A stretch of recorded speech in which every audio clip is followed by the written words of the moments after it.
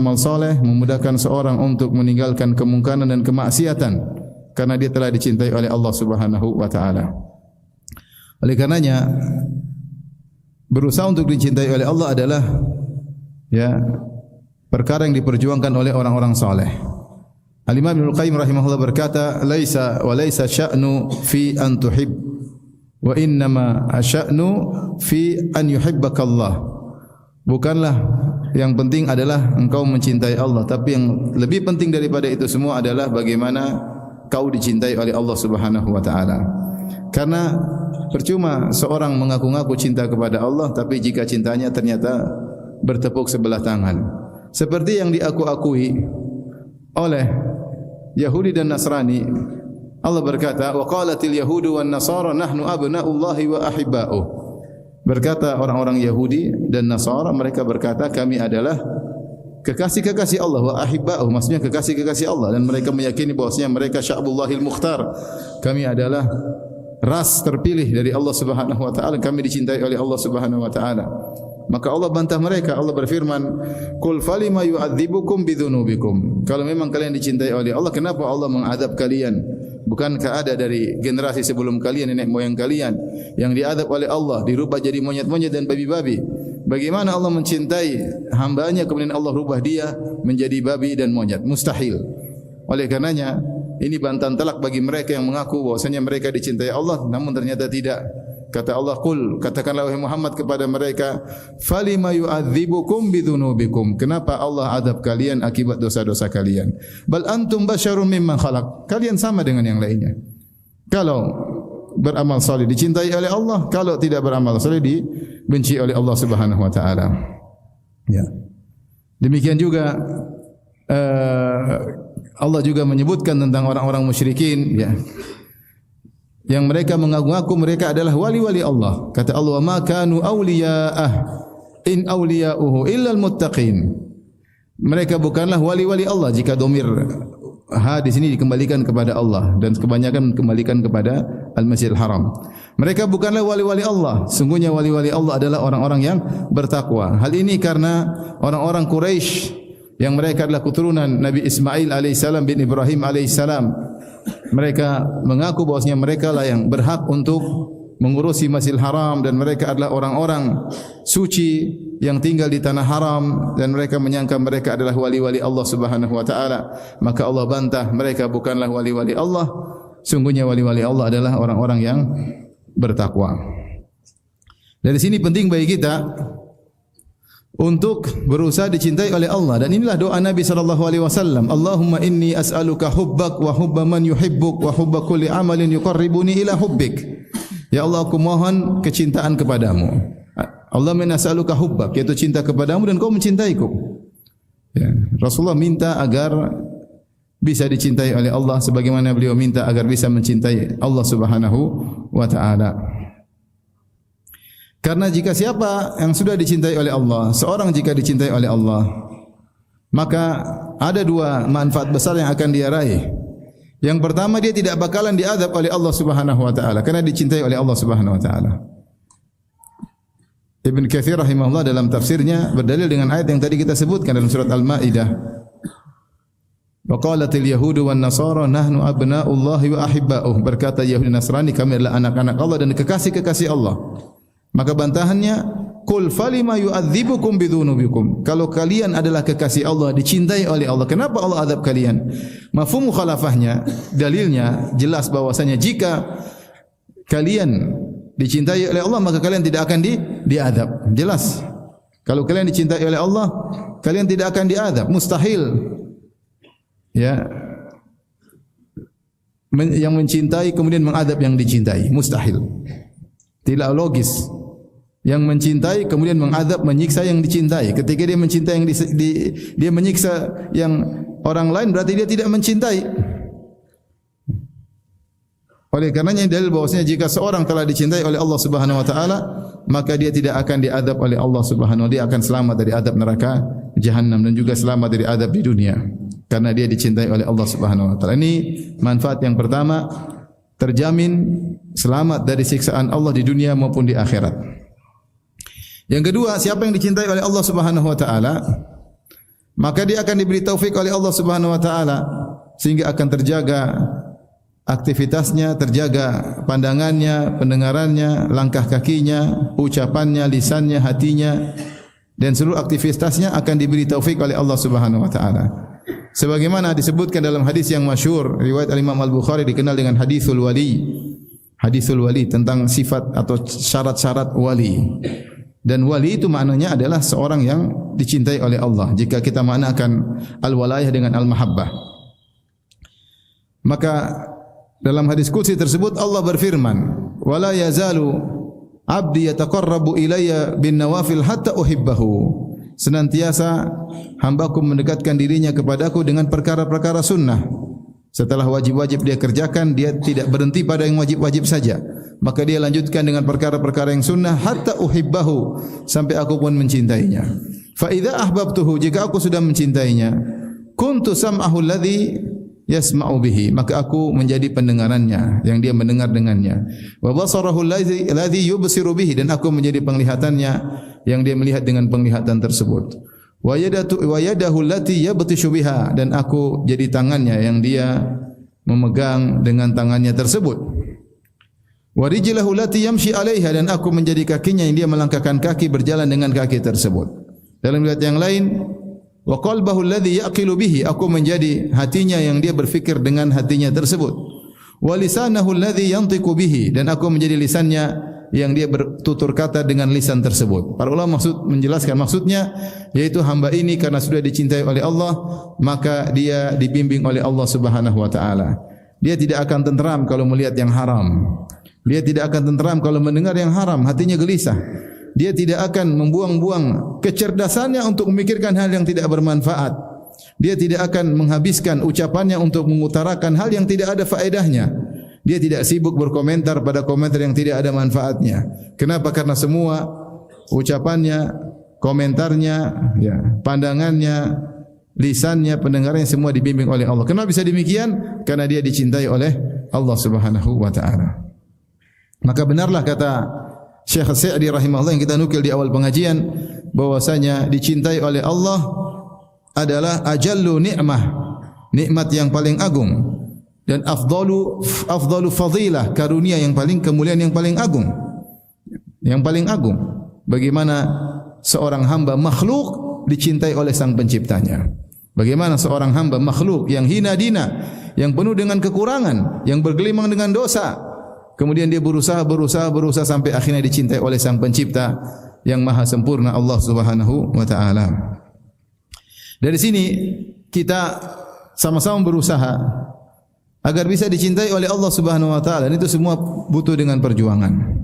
Secara umum, semakin banyak orang melakukan amal saleh, maka dia semakin dicintai oleh Allah, karena amal saleh semua dicintai oleh Allah Subhanahu wa taala. Semakin dia banyak melakukan kemaksiatan, maka dia semakin tidak dicintai oleh Allah Subhanahu wa taala. Namun pada malam hari ini saya akan khususkan amal-amal saleh yang datang dalil secara spesifik, secara khusus menyebutkan jika dia melakukannya maka dicintai oleh Allah. Saya ulangi, secara umum semua amal saleh jika dilakukan akan mendatangkan kecintaan Allah Subhanahu wa taala, dan semua maksiat jika dikerjakan akan menjauhkan cinta Allah Subhanahu wa taala. Namun tentunya kita tidak akan menyebutkan seluruh amal saleh karena terlalu banyak. Kita mengkhususkan dalil-dalil yang datang secara spesifik yang khusus menyebutkan inilah tanda-tanda orang yang dicintai oleh Allah Subhanahu wa taala. Inilah amalan-amalan yang jika dilakukan oleh seorang hamba maka akan dicintai oleh Allah Subhanahu wa taala. Yang pertama, sebagaimana sudah kita singgung, yaitu ittiba'us sunnah, menjalankan sunnah-sunnah Nabi. Dalilnya dalam surat Ali Imran, Allah berfirman, "Qul in kuntum tuhibbunallaha fattabi'uni yuhibbukumullah wa yaghfir lakum dzunubakum wallahu ghafurur rahim." Katakanlah wahai Muhammad kepada mereka semua, in kuntum tuhibbunallah, kalau kalian benar-benar cinta kepada Allah, harus ada buktinya. Apa buktinya? Fattabi'uni, ikutilah aku. Yuhibbukumullah, kalau kalian mengikuti aku ittiba, maka Allah akan mencintai kalian. Sehingga cinta kalian tidak hanya propaganda, hanya pengakuan, dan cinta kalian kepada Allah tidak bertepuk sebelah tangan. tidak bertepuk sebelah tangan, maka kecintaan kalian akan dibalas dengan cinta Allah Subhanahu wa taala. Fattabi'uni yuhibbukumullah. Ikutilah sunnahku, maka kalian akan dicintai oleh Allah Subhanahu wa taala. Para ulama menyebutkan di antaranya Ibnu Katsir bahwasanya ayat ini disebut ayatul mihnah, ayat ujian untuk barometer atau parameter orang yang aku cinta kepada Allah. Kalau ada yang ngaku cinta sama Allah, tunjukkan ayat ini. Mana buktinya? Kau ngaku cinta sama Allah, mana buktinya? Buktinya mudah. Ikut sunnah Nabi sallallahu alaihi wasallam. Kenapa ikut sunnah Nabi merupakan bukti cinta kepada Allah Subhanahu wa taala? Mudah. Karena yang paling tahu tentang apa yang paling dicintai oleh Allah adalah Rasulullah sallallahu alaihi wasallam. Bukankah kalau kita cinta kepada seseorang, kita ingin melakukan apa yang dia sukai, ya atau tidak? Ya. Innal muhibba liman yuhibbu muti'u. Sungguhnya orang yang mencintai taat kepada yang dia cintai. Kalau antum cinta sama istri, kalau ya. Terus istri minta belikan anting-anting, antum punya duit, antum belikan enggak? Lain halnya kalau enggak punya duit, lain cerita. Kalau antum punya duit banyak, antum belikan enggak? Belikan, karena antum cinta sama dia. Kalau jam 12 malam dia ingin belikan gado-gado, antum cari enggak? Kalau antum cinta sama dia, punya duit, antum akan cari. Kenapa? Antum ingin buat dia ridha. Karena antum cinta sama dia. Apa yang dia senangi, antum kerjakan. Makanya kalau ada wanita bilang saya cinta sama suami, tapi tukang ngomel, itu dipertanyakan cintanya. Kalau istri cinta sama suami, suami bilang apa, suami bilang ini, dia nurut harusnya. Karena dia mencari keridhaan suaminya, dia ingin suaminya senang sama dia. Nah, bagaimana cara membuat suami senang? Melakukan apa yang disenangi oleh suami. Tidak menyakiti hatinya. Walillahil mathalul a'la. Dan bagi Allah perumpamaan yang lebih tinggi. Maka kalau benar kita cinta kepada Allah, harusnya kita melakukan apa yang disukai oleh Allah dan kita meninggalkan apa yang dibenci oleh Allah. Benar atau tidak? Benar. Dan siapakah yang paling tahu tentang apa yang dicintai oleh Allah? Siapa? Rasulullah sallallahu alaihi wasallam, yang Allah berikan wahyu langsung kepadanya. Oleh karenanya, tidak ada jalan lain untuk bisa menjadi seorang dicintai oleh Allah kecuali mengikuti sunnah Nabi. Bukan kita reka-reka, mungkin Allah suka begini, mungkin Allah suka begitu, mungkin kalau kita ibadah loncat-loncat maka Allah cinta sama kita. Kan kita mereka-reka. Atau kita zikir sambil pakai DJ, Allah cinta sama kita. Kita mereka-reka. Udah jelas-jelas yang tahu apa yang dicintai oleh Allah siapa? Rasulullah. Sudah ikuti aja, Nabi bikin apa, ikuti. Nabi bilang ini kerjakan. Nabi bilang jangan tinggalkan. Jelas. Oleh karenanya, untuk menjadi orang dicintai oleh Allah Subhanahu wa taala sangat mudah itu, fattabi'uni, ikutilah aku. Yuhibbukumullah, maka Allah akan mencintai kalian. Ini ayat jelas. Siapa yang berani ngaku cinta sama Allah, kita tantang nih, buktikan mana parameternya. Sejauh mana kau mengikuti sunnah Nabi sallallahu alaihi wasallam, ataukah kau meninggalkan sunnah-sunnah Nabi? Malah bikin kreasi sendiri meninggalkan sunnah Nabi. Dia yang lebih tahu apa yang dicintai oleh Allah, engkau atau Nabi sallallahu alaihi wasallam. Dialah Rasulullah SAW yang berkata, wa khairul huda huda Muhammadin sallallahu alaihi wasallam. Sebaik-baik petunjuknya siapa? Petunjuk Rasulullah SAW. Sebaik contohnya siapa? Contoh Rasulullah SAW. Sebaik-baik ibadahnya siapa? Ibadah Rasulullah SAW. Sudah tinggal terima. Taib. Dan sudah kita sebutkan tadi dalam hadis qudsi, hadithul wali. Jelas sekali Allah berfirman, wala yazalu abdi yataqarrabu ilayya bin nawafil hatta uhibbahu. Senantiasa hambaku mendekatkan dirinya kepadaku dengan perkara-perkara sunnah, yaitu yang wajib-wajib sudah dia kerjakan, dia tidak mencukupkan sampai di situ saja. Maka dia berusaha melakukan perkara-perkara yang sunnah. Sebisa mungkin dia lakukan. Seorang berusaha mengenali sunnah-sunnah Nabi sallallahu alaihi wasallam. Sunnah keseharian, sunnah di rumah seperti apa, sunnah mau tidur seperti apa, sunnah bangun tidur seperti apa, sunnah ajaran Nabi terkait dengan interaksi dengan istri bagaimana, ajaran Nabi terkait interaksi dengan anak-anak bagaimana malam hari Nabi sallallahu alaihi wasallam, bagaimana siang hari Nabi sallallahu alaihi wasallam, bagaimana sedekah Nabi sallallahu alaihi wasallam, bagaimana kasih sayang Nabi. Dia berusaha ikuti seluruh sunnah-sunnah Nabi, ibadah-ibadah maupun akhlak Nabi sallallahu alaihi wasallam. Dia perbanyak. Semakin dia banyak melakukannya, maka semakin Allah mencintainya. Wala yazalu abdi yataqarrabu ilayya bin nawafil hatta uhibbahu. Senantiasa hamba-Ku mendekatkan dirinya kepadaku dengan perkara-perkara sunnah sampai aku mencintainya. Jadi salah satu cara agar dicintai oleh Allah adalah dengan melakukan perkara-perkara sunnah yang diajarkan oleh Nabi sallallahu alaihi wasallam.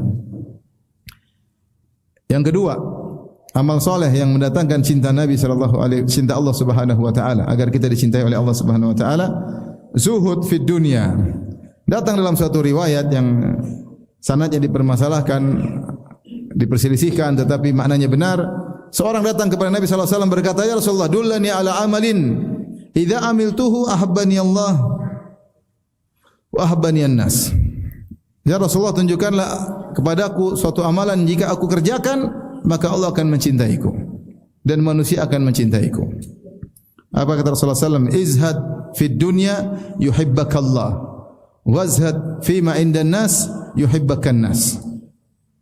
Kata Nabi sallallahu alaihi wasallam, zuhudlah terhadap dunia, niscaya Allah akan mencintaimu. Dan zuhudlah kepada apa yang di tangan manusia, niscaya manusia akan mencintaimu. Maksudnya apa? Kalau kita bergaul berinteraksi dengan orang, kita tidak berharap belas kasih darinya. Dan kita tidak berniat mengambil sesuatu darinya. Dan orang kalau tahu dia ingin diambil sesuatu darinya, dia tidak suka. Meskipun dia kaya raya. Nah, ini gaul sama saya, asas manfaat aja nih. Ya, kayaknya dia mau sesuatu, modus, ya benar. Dia ini enggak suka. Suudzon. Tapi kalau kita bergaul sama orang, kita tidak berharap apa darinya, aman. Orang akan mencintai kita. Lebih daripada itu, kita ingin dicintai oleh Allah. Bagaimana supaya dicintai oleh Allah? Izhad fid dunya, zuhud kepada dunia. Apa maknanya zuhud? Tentu banyak definisi disebut oleh para ulama dan saya nukil dalam syarah Al-Arba'in Nawawiyah. Tapi di antara definisi terindah ada yang diucapkan oleh Ibn Taimiyah rahimahullahu taala. Beliau berkata, az-zuhud tarku ma la yanfa'u fil akhirah, meninggalkan sesuatu yang tidak ada manfaatnya di akhirat. Kenapa? Karena kau meninggalkannya karena Allah. Allah suka semua yang kau kerjakan ada faedahnya di akhirat. Allah tidak suka kau buang-buang umurmu, buang waktumu yang tidak ada manfaatnya di akhirat. Makanya di antara ciri-ciri orang bertakwa meninggalkan perkara sia-sia. Qad aflahal mu'minun alladzina hum fi salatihim khashi'un walladzina hum 'anil lagwi mu'ridun. Sungguh beruntung orang-orang yang beriman yang mereka khusyuk dalam salat mereka. Walladzina hum 'anil lagwi mu'ridun, yang mereka berpaling dari perkara sia-sia. Enggak mau perkara yang enggak ada manfaatnya, ngapain? Enggak ada faedahnya, ngapain? Kalau cinta sama Allah, ingin dicintai oleh Allah, Allah enggak suka kita yang perkara sia-sia. Ketika Allah menyebutkan tentang sifat ibadur Rahman, maka Allah Subhanahu wa taala berfirman, "Wa idza marru bil lagwi marru kirama." Kalau mereka melewati perkara sia-sia, mereka jalan dengan elegan. Artinya seorang berusaha meninggalkan perkara sia-sia. Kalau ternyata dia tidak bisa menghindar, tahu-tahu di hadapan dia, maka dia lewati. Tidak ada manfaatnya dilewati. Kapan kita selalu berusaha melakukan amal yang ada manfaatnya di akhirat, yang tidak ada manfaatnya kita tinggalkan, maka kita dicintai oleh Allah Subhanahu wa taala. Maka praktekkan dalam kehidupan kita sehari-hari mulai saat ini. Ini butuh perjuangan menjadi seorang yang zuhud hakiki. Zuhud bukan berarti harus baju jelek ya, celana robek, enggak. Ya. Enggak, zuhud itu amalan hati asalnya yang kemudian terekspresikan dalam amalan zahir. Asalnya yaitu dalam hatimu kau tidak melakukan sesuatu kecuali ada manfaat di akhirat. Kalau tidak ada manfaat di akhirat, kau tinggalkan. Maka coba kita cek-cek, kita sekarang punya komunitas grup di WA. Ada enggak manfaatnya grup 1? Kita punya grup 40, banyak sekali. Grup kesehatan, grup utang tanpa bunga, grup poligames ya. Ngomong doang enggak ada praktek. Grup macam-macam grup ya. Grup olahraga, grup ini. Grup banyak sekali. Sekarang kita mulai ya di filter. Ini ada manfaatnya enggak? Enggak ada. Enggak ada left. Habis. Ada manfaatnya grup silaturahmi sama kakak adik, pertahankan. Ada faedahnya. Saya nyambung apa? Silaturahmi. Grup kesehatan, saya bikin sehat. Oke. Tidak ada manfaatnya, tinggalkan. Saya nimbrung situ, ada manfaatnya enggak? Enggak ada, tinggalkan. Berarti saya zuhud, berarti saya dicintai oleh Allah Subhanahu wa taala. Karena Nabi mengatakan izhad fid dunya, zuhudlah kau terhadap dunia, yuhibbakallah, maka Allah akan mencintaimu. Kenapa? Karena orientasimu selalu akhirat. Ya. orientasimu selalu akhirat, dan orang yang selalu ingat akhirat dan mengingatkan orang lain kepada akhirat dicintai oleh Allah Subhanahu wa taala. Wadhkur ibadana Ibrahim wa Yaqub wa Ishaq wa Yaqub ulil aidi wal absar inna akhlasnahum bi khalisatin dzikrad dar wa innahum indana laminal mustafain al akhyar. Kata Allah Subhanahu wa taala, ingatlah hamba-hamba kami Ibrahim, Ishak dan Yaqub yang mereka banyak melakukan amalan-amalan dan mereka orang yang berilmu. Inna akhlasnahum bi khalisatin, kami khususkan mereka dengan suatu perangai yang terindah, zikrad dar, yaitu mereka mengingatkan orang kepada akhirat. Mereka sendiri tentu ingat akhirat, dan bukan cuma di situ, mereka mengingatkan orang pada akhirat. Wa innahum indana laminal mustafain al akhyar, dan mereka di sisi kami termasuk hamba-hamba pilihan. Jadi konsekuensi orang yang zuhud, ya orang itu selalu akhirat. Selalu, apapun dikerjakan selalu akhirat. Anak-anak misalnya minta beli sesuatu, ada enggak manfaat akhirat? Kalau ada abi belikan, kalau enggak. Istri minta belikan tas, tanya, sayang, ada manfaatnya di akhirat enggak? Ada sih mas. Apa coba sebutin manfaatnya? Ya buat gaya, enggak ada manfaatnya buat gaya. Enggak ada manfaatnya. Istri saya pernah minta beli tas, abi belikan tas. Abi belikan, abi ada uang. Tapi kamu siap dihisap enggak? Abi itu siap dihisap enggak? Kalau abi siap, kamu siap abi belikan. Abi itu kan enggak jadi, alhamdulillah. Enggak jadi. Kadang-kadang kita lalai, kita enggak ingatkan. Ada faedahnya. Kalau ada faedah untuk akhirat kita beli. Kalau enggak ada ngapain? Saya jalan-jalan ke sana, ada faedahnya, ada faedah. Oh, ada faedah. Bertemu dengan kawan-kawan, menyambung tali ukhuwah, menyenangkan hati mereka, ketemu dengan ponakan, silaturahmi. Oke, olahraga ada faedahnya, ada. Faedahnya ya buat sehat supaya bisa ibadah, supaya bisa beraktivitas. Oke, niatkan karena Allah Subhanahu wa taala. Enggak ada faedah, tinggal. Ada faedah tapi kecil. Hobi apa? Hobi ngabisin waktu. Mohon maaf. Ada orang hobi mancing misalnya. Kalau nelayan, silakan, kita juga butuh nelayan. Nenek moyangku para nelayan.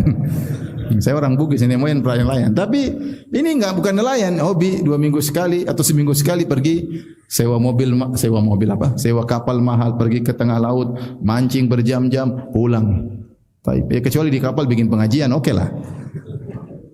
Akhirnya mancing nungguin, aduh kelewat lagi ikannya, artinya mikir-mikir. Kalau itu faedah, waktu yang banyak kita habis, ada faedah. Kalau sebulan sekali oke lah. Kalau tiap minggu begitu terus ngabisin umur, apakah ada manfaatnya di akhirat? Kalau ada lakukan, kalau enggak stop dulu.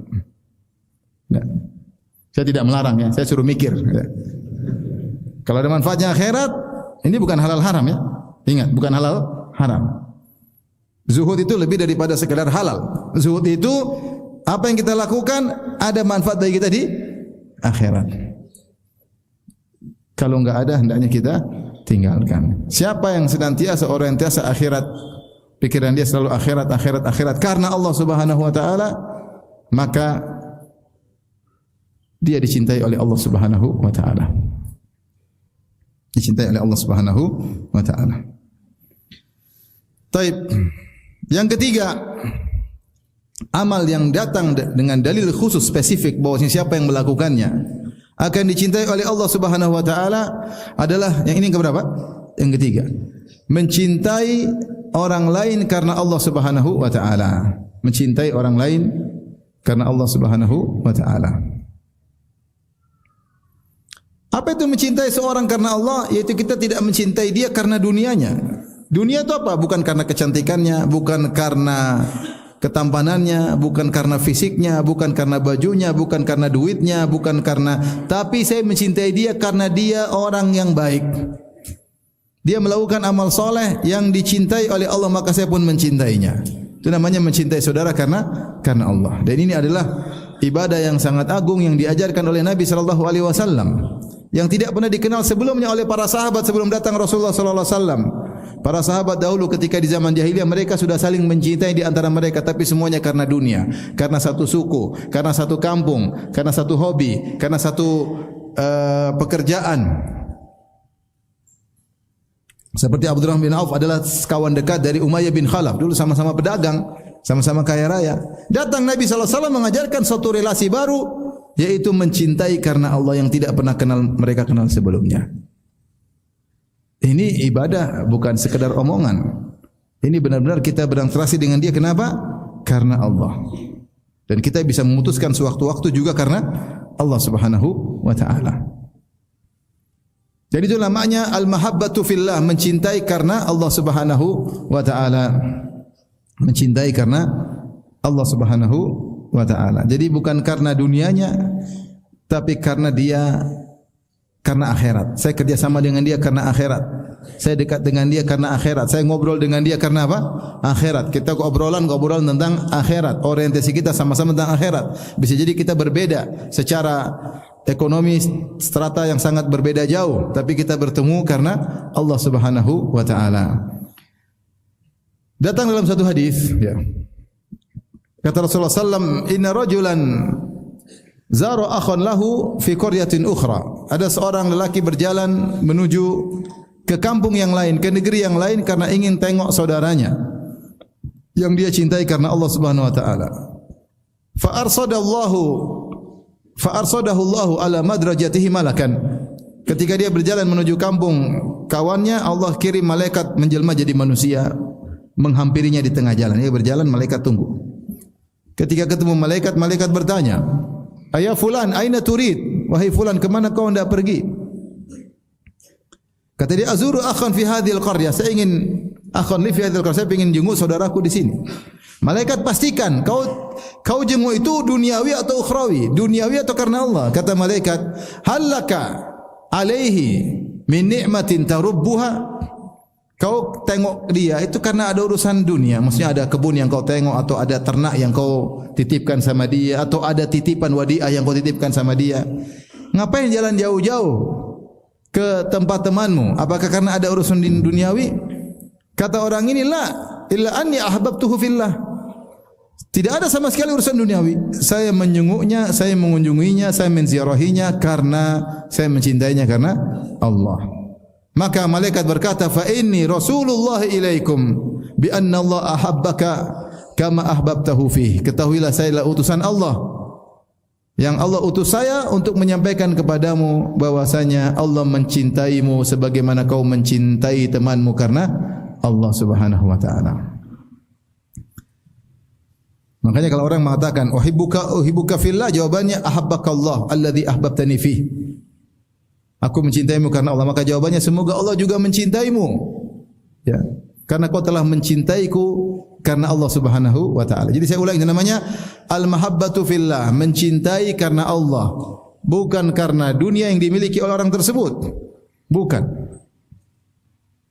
Tetapi karena dia melakukan amal soleh dan kita kerja sama-sama untuk mencari akhirat, maka itulah cinta karena Allah Subhanahu wa taala. Tidak ada hubungan ada udang di balik batu, enggak ada. Enggak ada udang di balik rempeyek, enggak ada.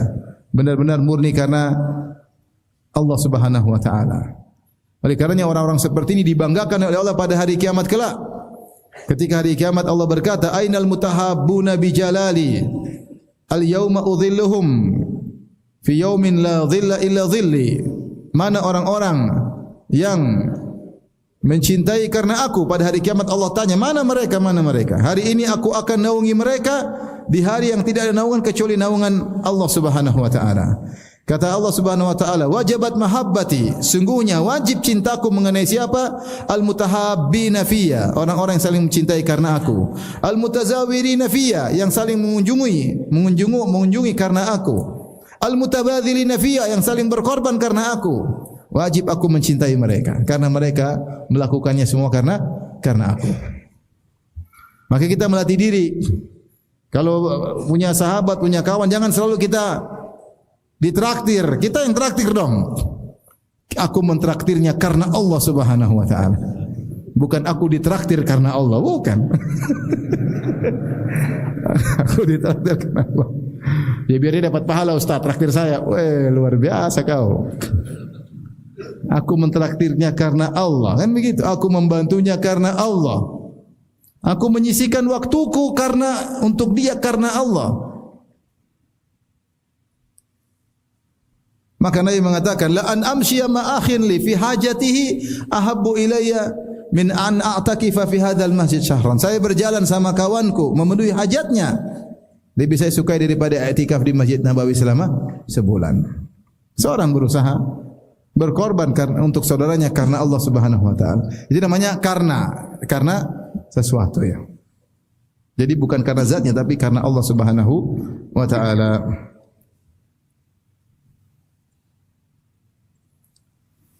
Taib. Berikutnya yang keberapa? Yang keempat. Yang keempat, yang kelima, yang keenam, yang ketujuh dalam satu ayat. Ya ayyuhalladzina amanu may yartad minkum an dinihi fasawfa ya'ti Allahu biqaumin yuhibbuhum wa yuhibbuna. Man yartad minkum an dinihi fasawfa ya'ti Allahu biqaumin yuhibbuhum wa yuhibbuna. Yuhibbuhum wa yuhibbuna. Adillatin 'alal mu'minin, 'izzatin 'alal kafirin, yujahiduna fi sabilillah wa la yakhafuna lawmata laim. Wahai orang beriman, siapa yang murtad di antara kalian, ya sudah, Allah akan datangkan kaum yang lain pengganti kalian. Kalau murtad enggak urusan. Fasawfa ya'tillahu biqaumin yuhibbuhum wa yuhibbuna. Yang Allah cinta sama mereka dan mereka cinta sama Allah. Baik, di sini Allah sebutkan ada kaum yang Allah cinta mereka dan mereka cinta sama Allah. Apa ciri-ciri mereka? Allah sebutkan 4 sifat. Adillatin 'alal mu'minin, mereka lemah lembut, kasih sayang, merendahkan diri, tawadhu kepada kaum mukminin. Aizzatin 'alal kafirin, mereka tegas kepada orang-orang non muslim, orang kafir. Yujahiduna fi sabilillah, dan mereka berjihad di jalan Allah. Yang ketiga, wala yakhafuna laumata laim, dan mereka tidak takut dengan cercaan manusia. Siapa pun mencela karena membela agama Allah Subhanahu wa taala.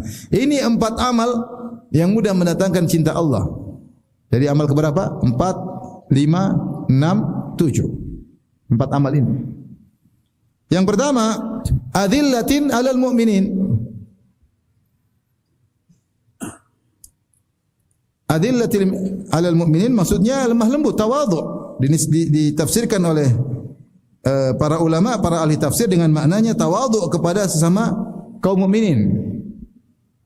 Wakhfid janahaka liman ittaba'aka minal mu'minin. Rendahkanlah dirimu seperti firman Allah Subhanahu wa taala terhadap kedua orang tua, wakhfid lahuma janahadh-dhulli minar rahmah.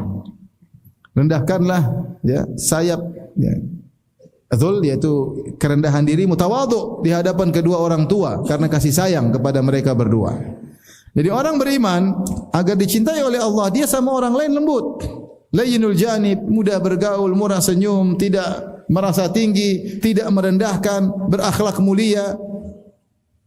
Itu adalah bentuk zalil, tawadhu di hadapan orang-orang beriman. Makanya kata Nabi SAW, wa ma tawadha ahadun lillah illa rafa'ahu Allah. Tidak seorang pun yang tawadhu karena Allah kecuali Allah akan mengangkatnya. Itu Allah mencintainya di antaranya. Nah, kita berusaha sama muslim, jangan kita rendahkan sama sekali. Dia muslim, saya muslim, ya, saya sayang, saya hormat ya. Kita bicara dengan tidak merendahkannya, kita tidak menghinakannya, kita hormati dia. Belum tentu saya lebih baik daripada dia. Ya, saya sering sampaikan hal ini. Kita terkadang melihat orang, dan kita manusia secara umum menilai orang dengan ekonomi. Kalau ekonominya bagus, kita hormati. Kalau ekonominya rendah, kita tidak hormati. Kapan azan? Saya bacakan perkataan Syekh Sa'di rahimahullah dalam tafsirnya. Fahum lil mu'minina adillatun min muhabbatihim lahum. Mereka lemah lembut. Zalil itu artinya merendahkan diri. Zalil. Zul artinya hina. Artinya mereka di depan kaum mukminin mereka merendahkan diri. Tidak merasa mentang-mentang, tidak merasa tinggi. Kenapa? Karena mereka mencintai sesama kaum mukminin. Wa nushihim lahum, karena mereka ingin kebaikan bagi kaum mukminin yang lain. Walinihim wa rifqihim wa ra'fatihim. Mereka lembut, kasih sayang. Wa rahmatihim bihim wa suhulati janibihim. Dan mereka rahmat kepada mereka dan mudah untuk berkomunikasi dengan mereka, interaksi dengan mereka. Wa qurbi syai' alladhi yutlabu minhum, dan mudah kalau mereka ya dicari oleh kaum mukminin. Ada suatu mereka mudah membantu. Wa alal kafirin billah al mu'anidin li ayati. Adapun kepada orang kafir yang menentang ayat-ayat Allah, yang mendustakan para rasul-rasul Allah, aizzah, maka mereka merasa itu mereka aziz, yaitu mereka mulia, ya, tidak merendahkan diri di hadapan mereka. Jadi kebalik, kalau sama kaum mukminin merendahkan diri, sama orang kafir enggak? Sama orang kafir tidak. Dikatakan oleh Tahir bin Ashur,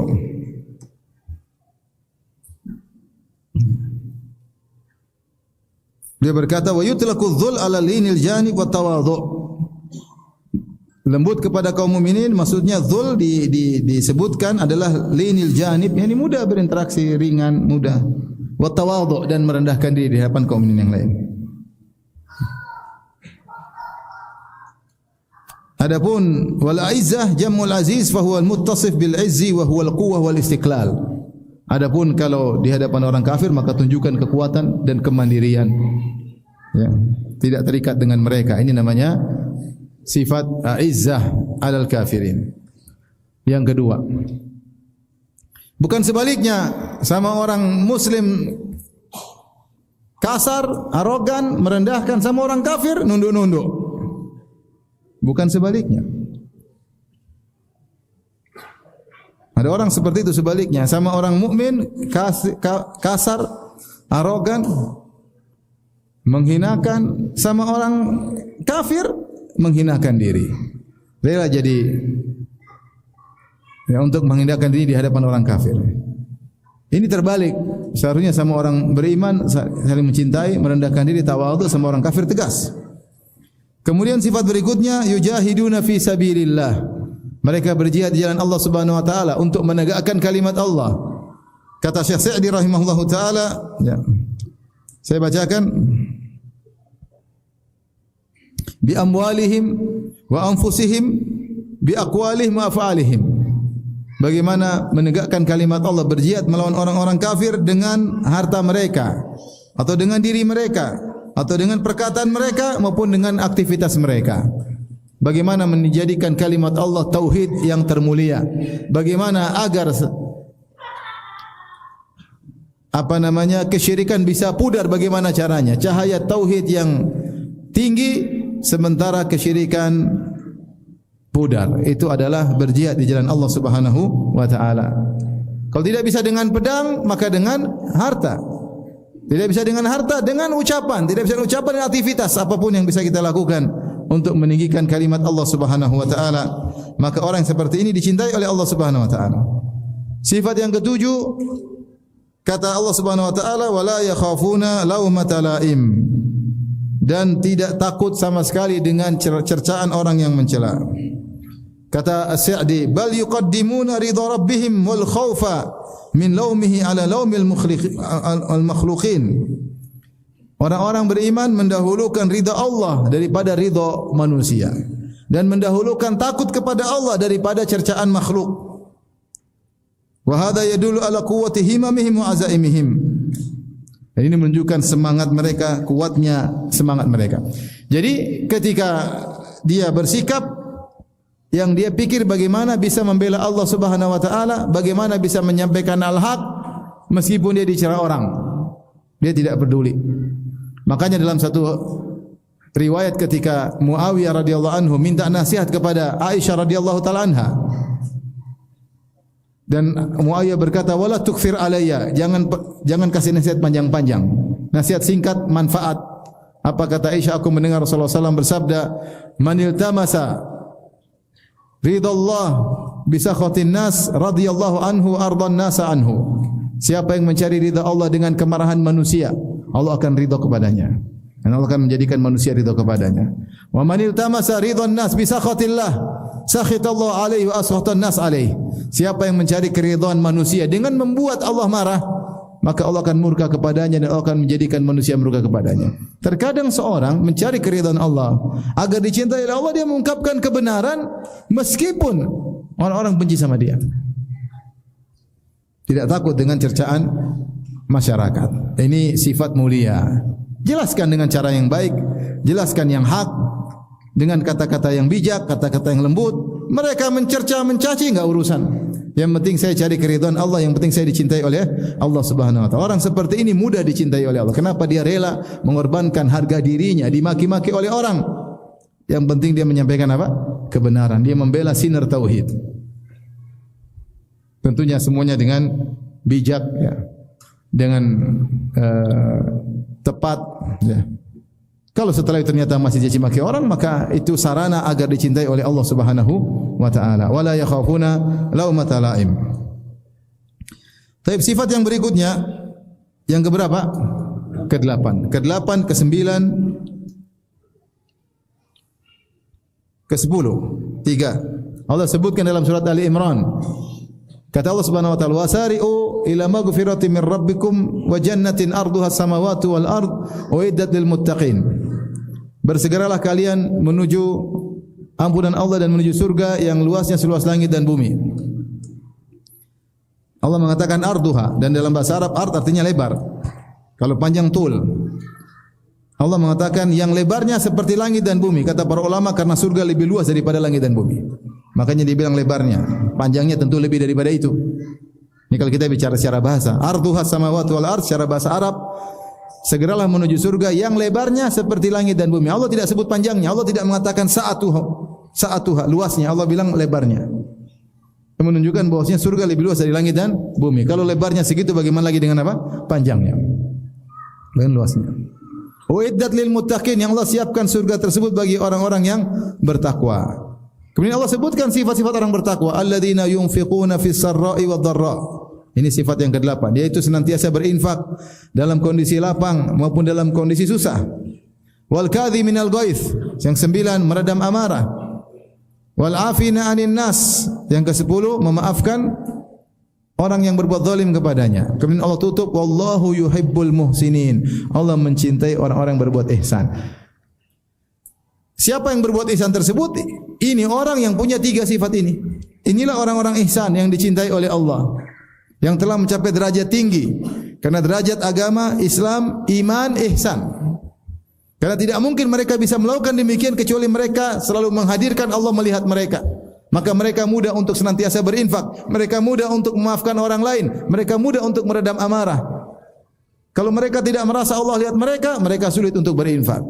Kalau mereka tidak merasa menghadirkan Allah senantiasa mengawasi mereka, mereka tidak mudah untuk memaafkan. Tapi siapa yang bisa seperti ini? Yang mencapai derajat ihsan. Yang kata Nabi SAW, "Anta'budallaha ka'annaka tarahu." Engkau beribadah kepada Allah seakan-akan kau melihat Allah. Fa illam takun tarahu fa innahu yarak. Kalau kau tidak bisa lihat Allah, ketahuilah Allah sedang melihatmu. Ketika orang sedang berinfak, dia tahu Allah sedang melihat, mudah bagi dia berinfak.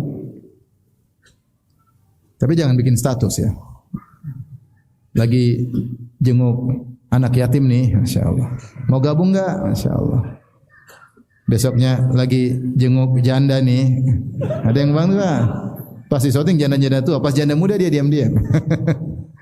Jadi kenapa dia mudah berinfak? Bahkan kata Allah, fis-sarra wad-dharra, dalam kondisi sulit pun dia tetap berinfak. Artinya apa? Infaknya mungkin berkurang, tapi tetap dia berusaha berinfak. Mungkin tidak sebanyak yang dia infak ketika sedang dalam kondisi lapang.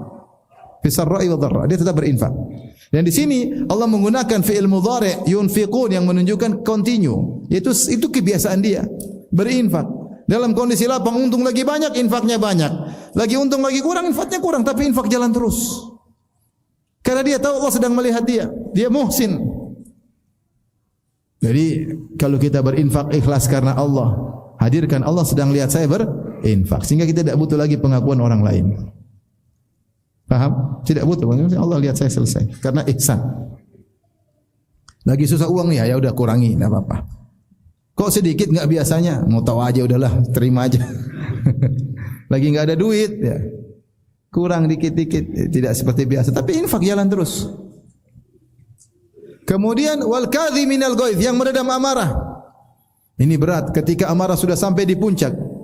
Kadhimul ghaidh maksudnya seperti air yang sudah memuncak kemudian diikat, sudah mau luber diikat, itu namanya kadhimul ghaidh kalau bahasa Arab. Itu sudah diubun-ubun kemarahan tinggal dia lampiaskan. Kemudian dia redam karena dia tahu Allah sedang melihat dia. Ini berat, tapi ini kalau kita lakukan, kita dicintai oleh Allah Subhanahu wa taala. Makanya Rasulullah SAW bersabda, "Man kadhama ghaidhahu wa huwa yaqdiru ala an yunaffidhahu da'ahu Allahu yaumal qiyamah ala ru'usil khalaiq hatta yukhayyirahu min ayil huri sya'a. Siapa yang meredam amarah padahal dia mampu untuk melampiaskannya, dia bisa melampiaskan. Karena Allah Subhanahu wa taala, maka Allah akan panggil dia pada hari kiamat. Allah tenarkan dia, populerkan dia di hadapan khalayak, di hadapan manusia.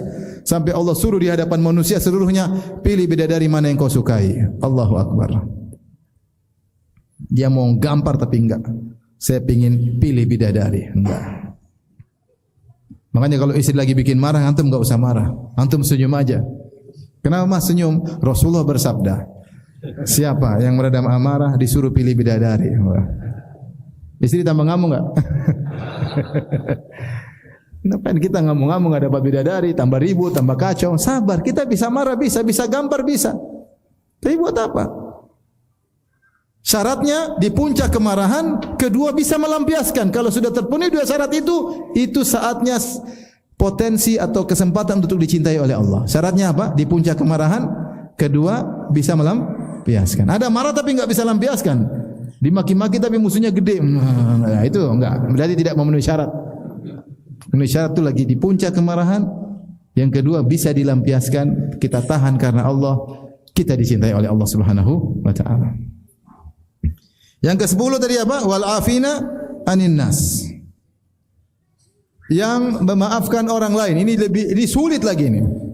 Maafkan orang lain. Maafkan siapa? Maafkan orang yang berbuat salah sama kita. Maafkan orang yang berbuat zalim kepada kita. Ini ibadah tidak bisa dilakukan kecuali kalau kita dizalimi. Ini ibadah luar biasa. Luar biasa ibadah ini. Saya baru kemarin malam nanti di-upload tentang keutamaan memaafkan luar biasa. Pahalanya di luar nalar banyak sekali. Di antaranya dicintai oleh Allah Subhanahu wa taala. Tapi kita tidak melakukannya kecuali ketika kita dizalimi. Nah, sementara manusia kalau dizalimi pingin balas atau tidak? Pingin, bahkan kalau bisa double balasnya. Sampai saya sering dengar orang bilang, "Saya ini baik, tapi kalau kau ganggu saya balas double-double." Tapi saya ini baik. Baik apa kayak gitu? Baik itu balas keburukan dengan apa? Kebaikan. Ya. Berat kita maafkan orang, tapi pahalanya besar. Di antaranya dicintai oleh Allah Subhanahu wa taala. Makanya Allah mengatakan wallahu yuhibbul muhsinin, Allah mencintai orang berbuat ihsan. Di antara orang berbuat ihsan adalah orang yang maafkan orang lain menzaliminya. Dan dalam ayat yang lain kata Allah fa'fu anhum wasfah innallaha yuhibbul muhsinin. Maafkanlah mereka dan berlapanglah dada, sungguhnya Allah mencintai orang-orang yang berbuat ihsan. Sungguhnya kau membalas keburukan dengan kebaikan, membalas kezaliman dengan pemaafan, sungguhnya kau telah berbuat ihsan. Kau menghadirkan Allah sedang melihatmu. Kau yakin Allah sedang menilaimu. Saatnya kita dinilai oleh Allah. Ketika kau lulus, Allah mencintaimu. Allah mencintaimu. Saya dulu waktu masuk Madinah awal-awal masih kelas bahasa. Karena saya terima saya belum bisa bahasa Arab. Saya bisa baca kitab gundul, cuma ngomong Arab enggak bisa. Mana belajar pakai bahasa Indonesia. Gurunya marah ketika itu. Saya setahun di kelas bahasa. Guru lagi marah. Tahu-tahu ada orang Afrika berdiri. Kata dia, "Syekh," dia maju langsung ke depan. "Syekh, Allah berfirman, wal kadhiminal ghaidh wal afina 'anil nas. Allahu yuhibbul muhsinin." Duduk, jelas. Udah, sayanya enggak jadi marah. Diingatin sama orang Afrika. Pede banget kita kalau guru udah marah udah sembunyi di bawah kolong. Ini dia Masya Allah gurunya lagi marah, dia maju dia ingatkan, "Syekh, Allah berfirman." Luar biasa. Oh, ada juga begini model orang ya, subhanallah. Maju depan tidak disuruh maju, dia maju depan. "Syekh, Allah berfirman." Syekh dinasihati. Wal kadhiminal ghaidh, orang-orang yang meredam amarah, wal afina 'anin nas, yang maafkan orang lain. Wallahu yuhibbul muhsinin. Selesai, enggak jadi marah. Luar biasa. Tapi berat, meredam amarah itu sangat berat. Apalagi kita dizalimi, apalagi kita tersakiti. Maka bayangkan bagaimana Abu Bakar As-Siddiq. Kalau dia marah, saatnya dia marah. Bayangkan dia senantiasa memberi nafkah kepada Mistah, kerabatnya. Kemudian akhirnya Aisyah radhiyallahu anha dituduh berzina atas provokasi orang-orang munafik. Ternyata ada 3 orang kaum muslimin terprovokasi karena narasinya luar biasa. Narasinya luar biasa sampai akhirnya sebagian kaum muslimin terprovokasi, di antaranya Hamnah bintu Jahsyin, Hasan bin Thabit, di antaranya Mistah. Dan Mistah ini kerabat yang senantiasa disantuni oleh Abu Bakar As-Siddiq. Sampai akhirnya sebulan penuh isu di Madinah hoax, Aisyah berzina dengan Sofwan bin Mu'attal As-Sulami. Rasulullah tidak bisa berbuat apa-apa, apalagi Abu Bakar tidak bisa berbuat apa-apa. Siapa yang tidak kenal Abu Bakar, tahu-tahu anaknya dituduh berzina, sebenarnya tidak bisa bela sama sekali. Dia enggak bisa bela. Sampai akhirnya Allah yang bela. Allah turunkan ayat sekitar 15 ayat membela Aisyah. Setelah itu, setelah terungkap permasalahan, ternyata ini adalah berita hoax, maka Abu Bakar pun saatnya marah kepada Mistah. Dia bilang, saya tidak akan infak dia lagi. Stop santunan. Seharusnya dia bela anak saya. Selama ini saya santunin dia, dia malah menyerang anak saya. Gampangan kita, mungkin bahasa kita demikian. Apakah air susu dibalas dengan air tuba? Selama ini saya santunin dia, kenapa sekarang dia malah menjatuhkan anak saya? Harusnya paling tidak dia diam. Ini bukan dia, malah ikut menuduh Aisyah berzina. Maka dia pun marah, dia bilang, saya stop santunan. Turunlah firman Allah Subhanahu wa taala. Ya. Wala ya'tali ulul fadli minkum was-sa'ah an yu'tu ulil qurba wal masakin wal muhajirin fi sabilillah falyafu wal yasfahu ala tuhibbuna ay yaghfirallahu lakum. Janganlah seorang diberi kelapangan harta, diberi kelebihan kemuliaan untuk bersumpah saya tidak bakalan lagi kasih santunan kepada karib kerabat. Falyafu wal yasfahu, hendaknya memaafkan dan lapangkanlah dada. Ala tuhibbuna ay yaghfirallahu lakum, tidakkah kalian ingin dimaafkan oleh Allah? Langsung Abu Bakar memaafkan Mistah. Subhanallah. Karena kadang kita dapat kondisi seperti itu, udah bantu, ternyata dia main belakang. Sabar, kita maafin. Begitu kita memaafkan, kita dicintai oleh siapa? Allah Subhanahu wa taala. Tapi sekarang yang keberapa? 11. Allah dalam banyak ayat berkata, wallahu yuhibbul muttaqin. Allah mencintai orang-orang yang bertakwa. Takwa secara umum adalah menjalankan ketaatan dan meninggalkan kemaksiatan secara umum. Namun secara makna spesifik, takwa adalah meninggalkan kemaksiatan. Karena takwa diambil dari kata menghalang, yaitu ambillah penghalang antara engkau dengan api neraka. Di antaranya adalah makna secara spesifik meninggalkan kemaksiatan. Sebagaimana perkataan seorang penyair, khalliz dzunuba saghirah wa kabirah dzaka tuqa wasna kamashin fawqa ardi syauqi yahdharu ma yara la tahqiranna saghiratan innal jibala minal hasa. Tinggalkanlah dosa kecil maupun besar, itulah hakikat ketakwaan. Jadilah engkau seperti orang berjalan di atas dataran yang penuh dengan duri kecil, duri besar, dia hati-hati, waspada. La tahqiruna saghiratan, jangan meremehkan dosa kecil, sungguhnya yang besar berasal dari yang kecil. Oleh karenanya, kalau kita lagi pingin maksiat, ingat Allah cinta orang yang bertakwa. Tiba-tiba tergerak hati kita untuk bermaksiat. Mungkin enggak? Mungkin, kita semua manusia. Mungkinkah kita tiba-tiba ingin lihat wanita cantik? Mungkin enggak? Mungkin, kecuali antum tidak normal. Manusia. Dan Allah sebutkan dalam surat Al-A'raf, innal ladzina taqaw idza massahum ta'ifun minasyaitani tadhakkaru fa idza hum mubsirun. Kata Allah, sungguhnya orang yang bertakwa, jika dia merasakan godaan syaitan, itu ta'ifun minasyaitan, syaitan mutar-mutar bisik-bisik. Dia lagi presiden, tiba-tiba tergerak pingin sesuatu. Tergerak pingin nonton film Korea. Loh, kok tiba-tiba pingin nonton film Korea? Kok tiba-tiba nostalgia pingin dengar lagu Guns N' Roses, Nirvana? Ini kenapa ini? Kenapa saya tiba-tiba pingin dengar ini?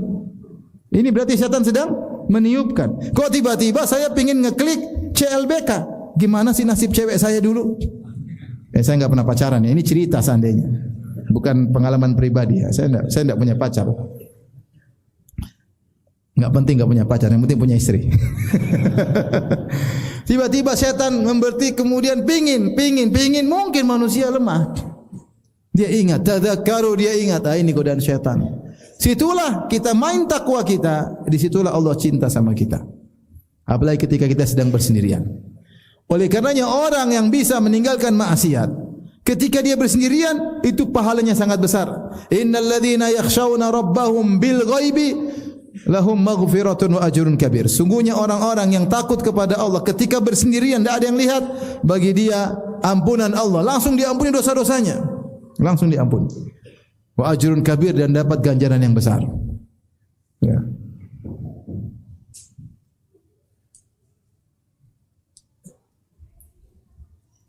Dengan seorang ya, ketika dia digoda, tertarik untuk melakukan maksiat, dia ingat,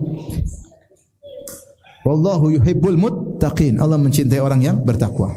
Allah berfirman, liman khafa maqama rabbih jannatan, dan siapa yang takut dengan kedudukan Allah, dia akan mendapatkan 2 surga. Sebagian ahli tafsir menyatakan dia sedang bersendirian, tiba-tiba timbul semangat untuk maksiat, dia ingat Allah, kemudian dia tinggalkan, dia dapat 2 surga.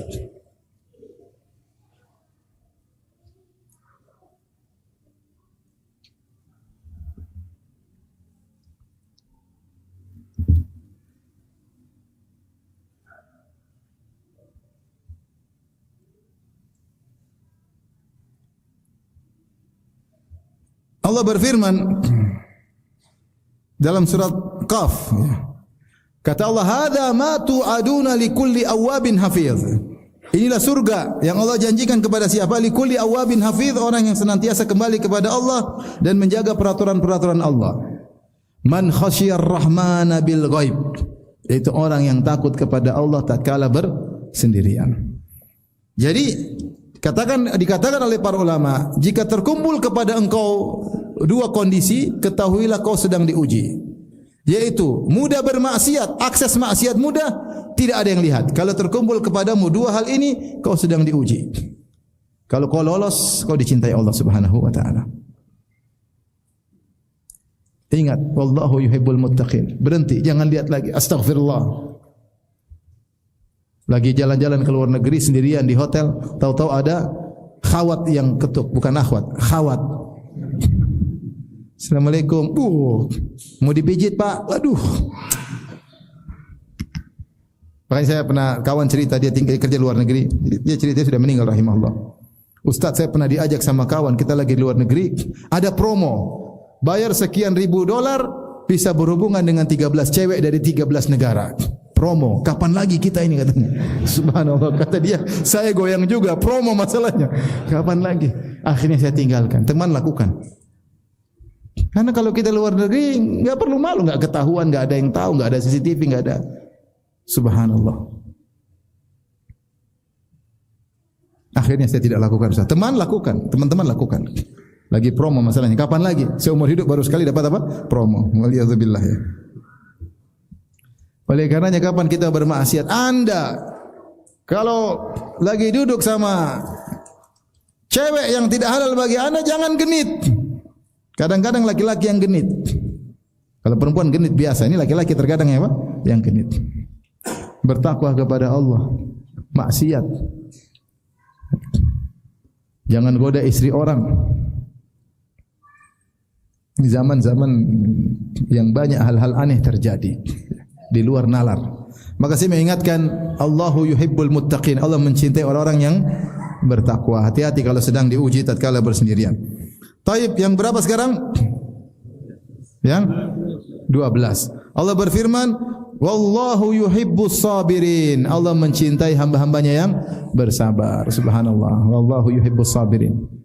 Ini berat juga ini. Mau dicintai oleh Allah berat-berat. Sabar, dapat musibah sabar, subhanallah. Musibah berkepanjangan sabar. Enggak gampang. Enggak gampang. Makanya saya selalu sampaikan, saya renungkan tentang Nabi Yakub alaihissalam, sabarnya luar biasa. Yusuf alaihissalam sabar, Nabi Yakub juga sabar luar biasa. Dia diuji oleh Allah dengan yang sangat dia cintai. Di dunia ini yang paling dicintai siapa? Putranya Yusuf alaihissalam. Anak soleh, tampan, nurut, subhanallah. Tahu-tahu berpisah, tidak tahu juntrungnya kemana. Hilang begitu saja. Tapi dia tahu Yusuf belum mati. Entah jadi apa anaknya, dia enggak tahu. Tiap hari memikirkan anaknya. Diuji lagi, kemudian adiknya Yusuf Binyamin ditahan lagi karena dituduh mencuri. Berapa lama berpisah Yakub dengan Yusuf? Khilaf, ada yang bilang 15 tahun, ada yang bilang 40 tahun. Dan selama itu dia bersabar. Dia hanya mengatakan fasabrun jamil, sabar yang indah. Apa itu sabrun jamil? Sabar tanpa mengeluh kepada orang lain. Enggak pernah dia curhat di medsos. Tidak seperti sebagian kita, sebagian ummahat tahu-tahu ada masalah, bikin status. Tahu-tahu jantung terbelah dua. Jeng. Ada apa Kok jantungnya terbelah dua Bikin hal-hal, cari perhatian, mengeluh kepada manusia. Menakjubkan Yakub alaihissalam. Sampai ketika Binyamin tertahan lagi, dia pun bertambah kesedihannya karena ketika Yusuf hilang, cintaannya kembali kepada adiknya Yusuf. Siapa Binyamin. Terus Binyamin tertahan lagi, akhirnya dia tambah tambah sedih. Ya asafa ala Yusuf. Wa biyatat aynahu minal huzni fahuwa kadhim. Akhirnya dia sampai menangis sampai matanya putih, itu buta. Ini semua kerjaan anak-anaknya, kakak-kakaknya Yusuf. Setelah itu kakak-kakaknya Yusuf masih bikin cari perkara.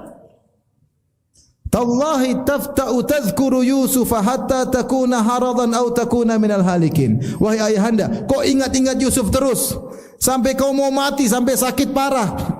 Gara-gara kalian ini. Tapi Yakub tidak ngomong gitu. Ini sudah bikin masalah, bilang lagi sama bapaknya, engkau ini kenapa ayahanda? Ingat-ingat Yusuf terus sampai mau mati, sampai sakit parah. Apa jawabannya? Makanya Allah mengatakan fahuwa kadzim, dia tahan amarahnya. Mau marah sama anak-anak tidak ada faedahnya, dia tahu.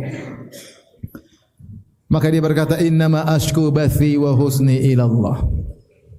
Sungguhnya aku mengadukan kesedihanku hanya kepada siapa? Kepada Allah. Alamu minallahi ma la ta'lamun. Dan aku tahu apa yang kalian tidak ketahui. Di puncak-puncak kesedihan, dia malah husnudzon kepada Allah. Dia berkata kepada anak-anaknya, ya bani yadhhabu fatahassasu min Yusuf wa akhihi wa la tayasu min rauhillah. Wahai anak-anakku, silakan pergi cari kabar tentang Yusuf dan Binyamin dan jangan kalian putus asa. Innahu la ya'asu min rauhillah ilal qaumul kafirun. Yang putus asa rahmat Allah itu hanya orang kafir. Subhanallah. Mata sudah buta, menangis bertahun-tahun, 40 tahun terpisah, tetap husnudzon. Sabar luar biasa. Sabar luar biasa. Ketika seorang bersabar, dia dicintai oleh Allah. Kapan dia tidak bersabar, cinta luntur dari Allah Subhanahu wa taala. Kita diuji. Siapa sih hidup tanpa ujian? Kalau diuji kita bersabar, dicintai oleh Allah Subhanahu wa taala. Tapi sekarang yang keberapa? 13. Innallaha yuhibbul muqsitin. Sungguhnya Allah mencintai orang-orang yang adil, berusaha menegakkan keadilan. Keadilan dicintai oleh Allah Subhanahu wa taala. Adil di antara anak-anak. Adil di antara istri-istri kalau punya istri lebih dari satu. Adil kepada anak buah. Adil kepada bawahan. Bersikap adil. Adil dalam menilai seseorang. Adil dalam menilai seseorang. Ya. Kata Allah Subhanahu wa taala, ya, wala yajrimannakum syana'anu qaumin ala alla ta'dilu. I'diluhu aqrabu littaqwa. Jangan sampai kebencianmu pada suatu kaum membuat kau tidak adil dalam bersikap. Padahal ini kata Ibnu Taimiyah rahimahullah terkait kaum muslimin orang kafir.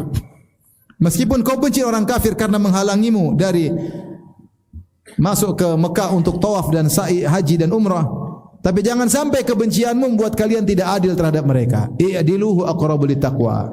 Adilah, sungguhnya Allah adil lebih dekat kepada ketakwaan. Ternyata Allah mengatakan innallaha yuhibbul muqsitin. Allah suka orang yang adil. Maka dalam segala kita berusaha bersikap dengan adil. Ada masalah kita adil. Jangan kita lemparkan semua kesalahan pada orang lain. Mungkin kita juga sumber masalah. Ada masalah keluarga, jangan bilang istri saya semua yang salah. Mungkin saya juga punya peran dalam kesalahan tersebut. Anak nakal, jangan bilang anakku kurang ajar. Ya, mungkin kau yang kurang ajar, maka anak juga kurang ajar. Adil dalam menilai. Jangan ikuti hawa nafsu. Jangan karena kebencian buat kita tidak adil. Kapan kita adil dicintai oleh Allah? Yang terakhir, innallaha yuhibbul mutawakkilin. Allah mencintai orang-orang yang senantiasa bertawakal, senantiasa menyandarkan hatinya kepada Allah, tidak pernah merasa pede dengan dirinya kecuali setelah berdoa kepada Allah Subhanahu wa taala. Dia senantiasa menggantungkan hatinya kepada Allah. Dia tahu segala keberhasilan dengan izin Allah Subhanahu wa taala. Dia tahu tidak ada makhluk yang bisa dia harapkan, tidak ada yang bisa dia sandarkan. Wa tawakkal 'alal hayyil ladzi la yamut. Bertawakkallah kepada Allah yang Maha Hidup yang tidak mati. Manusia semua lemah. kalaupun hidup kehidupannya penuh dengan kekurangan. Kadang janji ternyata mengecewakan, kadang bilang iya ternyata tidak. Kadang beri harapan ternyata ekspektasi di bawah tidak sesuai. Demikianlah manusia, kalau kita bersandar kepada mereka selalu mengecewakan. Maka bersandarlah kepada Allah. Manusia hanyalah sebab. Hati bersandar kepada Allah. Kapan kita senantiasa bersandar kepada Allah, ingat Allah, maka kita akan dicintai oleh Allah Subhanahu wa taala. Di penghujung pengajian ini, benar bahwasanya dicintai oleh Allah adalah anugerah yang luar biasa sebagaimana perkataan Syekh Sa'di rahimahullah. Tetapi konsekuensinya, siapa yang semakin dicintai oleh Allah, semakin berat ujiannya. Benar atau tidak? Benar. Bahkan diuji pada perkara-perkara yang dicintai. Makanya Rasulullah SAW berkata, "Innallaha idza ahabba qauman ibtalahum." Sungguhnya jika Allah mencintai suatu kaum, Allah uji mereka. Kata Nabi, "Wan man yuridillahu bi khairan yusib minhu." Siapa yang Allah ingin kebaikan baginya, Allah berikan musibah kepadanya. Siapakah orang yang paling dicintai di dunia ini? Dua orang, Nabi Ibrahim sama Nabi Muhammad sallallahu alaihi wasallam. Wattakhadallahu Ibrahim khalila. Allah telah menjadikan Ibrahim sebagai kekasihnya, itu Allah cinta sama Ibrahim. Dan Nabi Muhammad SAW berkata, Inna Allah takhadhani khalila kama takhadha Ibrahim khalila. Allah telah mengangkat aku sebagai kekasihnya sebagaimana Allah telah mengangkat Ibrahim sebagai kekasihnya. Nabi-nabi lain tidak mencapai derajat ini. Semua nabi dicintai oleh Allah, tapi khalil, khullah, derajat cinta yang paling tinggi. Kalau untuk manusia khullah itu kecintaan yang sudah meresap dalam ruh. Yatakhallal, sudah masuk dalam ruh. Sangat cinta luar biasa. Jadi Allah sangat mencintai Nabi Ibrahim, Nabi Muhammad. Tapi lihat ujian yang mereka hadapi. Mereka diuji pada perkara-perkara yang mereka cintai. Subhanallah. Agar terbukti bahwasanya mereka lebih cinta kepada Allah daripada dunia di hadapan mereka. Diuji pada perkara yang mereka cintai. Nabi Ibrahim alaihissalam diuji apa?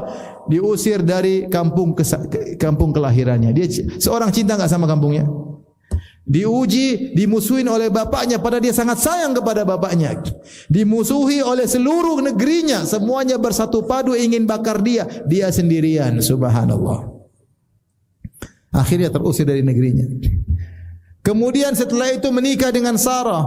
Kemudian ingin punya anak bertahun-tahun, akhirnya menikah dengan Hajar, punya anak setelah penantian sekitar 50 tahun, 60 tahun punya anak Ismail satu-satunya, disuruh bawa pergi ke Mekah, ditaruh di lembah yang tidak ada tanaman sama sekali. Bayangkan, ini bayi sudah ditunggu, taruh di sana. Istrinya suruh taruh sana, Hajar. Nanti anaknya sudah besar, falamma balagha ma'ahu sa'ya, ketika sudah bisa membantu bapaknya, sudah dewasa, disuruh sembelih. Berat. Ibrahim ujiannya berat. Ujiannya berat. Tapi dia mencapai derajat Khalilur Rahman. Rasulullah lebih parah lagi. Rasulullah SAW sejak kecil sudah yatim, miskin, dimusuhi oleh sukunya sendiri. Quraisy sukunya siapa sih? Sukunya Nabi SAW. Ibarat kalau kita misalnya kita orang Jawa, yang paling musuh kita orang Jawa sendiri, kan repot. Harusnya mereka bangga punya Nabi Muhammad SAW, mereka malah musuhi. Rasulullah sedih. Makanya sering Allah berfirman, wala tahzan alaihim, jangan sedih atas kekufuran mereka. Rasulullah bukan bangga Abu Jahal, enggak. Rasulullah sedih ketika lihat Quraisy sukunya sendiri, ternyata kerabatnya sendiri, omnya, pamannya, sepupunya kafir, memerangi dia. Harus terusir dari kampung halamannya. Berat. Rasulullah meninggalkan kota Mekah dengan rasa berat. Kata Rasulullah SAW, innaki la khairu ardillah wa ahabbu ardillahi ilallah. Wahai Mekah, engkau adalah bumi yang terbaik. Engkau adalah tanah yang paling dicintai oleh Allah. Walaula anna qaumaki akhrajuni ma kharajtu minki. Kalau bukan aku diusir, aku tidak akan pergi. Dia meninggalkan Mekah dengan penuh kesedihan. Rasulullah SAW. Kemudian Allah kasih anugerah istri yang paling dia cintai, Khadijah radhiyallahu anha, ternyata meninggal dunia. Subhanallah. Kalau ditinggal istri tukang ngomel mungkin aman. Ini istri sangat tidak pernah ngomel, tidak pernah angkat suara, tidak pernah pelit, seluruh hartanya dia kasih ke suaminya. Tahu-tahu meninggal, kira-kira gimana? Hancur hati. Rasulullah diuji dengan seperti itu. Diuji dengan wafat istri yang sangat dia cintai, dan selalu dia mengenang Khadijah radhiyallahu taala anha. Anak-anaknya semua meninggal kecuali Fatimah. Rasulullah punya anak 7, semuanya meninggal 7. Abdullah, Qasim, Zainab, Ruqayyah, Ummu Kulthum, Fatimah, Ibrahim. Semuanya meninggal kecuali siapa? Fatimah. Banyak anak meninggal, berat atau tidak? Berat. Kalau kasih sakit 2 kali lipat. Ini kama yu'aku rajulani minkum. Saya kalau panas 2 kali lipat, double dari panas kalian. Kalau kita panas mungkin 40 derajat, Rasulullah mungkin 80 derajat. Panas sekali. Sampai panasnya tembus ke selimut Nabi sallallahu alaihi wasallam. Seluruh orang di dunia ini ketika itu Romawi, Persia, semua ingin bunuh Muhammad sallallahu alaihi wasallam. Kabilah Arab semuanya memerangi Muhammad sallallahu alaihi wasallam. Ujian berat. Maksud saya, konsekuensi kalau dicintai oleh Allah seperti itu. Makanya ketika seorang ahli tafsir, kalau nggak salah Al-Qurtubi atau yang lainnya, ketika menyebut Nabi Yakub, kemudian dia berkata, dan Nabi Yakub ketika diuji untuk terpisah dari orang yang paling dia cintai, yaitu Yusuf alaihissalam, dan dia adalah manusia yang paling dicintai ketika itu. Siapa yang paling dicintai di zaman Nabi Yakub? Nabi Yakub alaihissalam. Ternyata diuji dengan yang paling dia cintai. Siapa? Yusuf alaihissalam. Jadi kalau seorang dicintai oleh Allah, siap diuji dengan apa yang dia cintai. Jadi inilah cinta kepada Allah dan dicintai oleh Allah. Seorang berusaha dalam hidup ini melakukan amal-amalan saleh agar dicintai oleh Allah Subhanahu wa taala. Karena kalau sudah dicintai oleh Allah, dia telah mendapat anugerah yang terindah, yaitu dia tidak akan diazab oleh Allah dan dia akan dibimbing oleh Allah dalam segala aktivitasnya. Demikian saja apa yang saya sampaikan, semoga bermanfaat. Wabillahi taufiq wal hidayah. Assalamualaikum warahmatullahi wabarakatuh.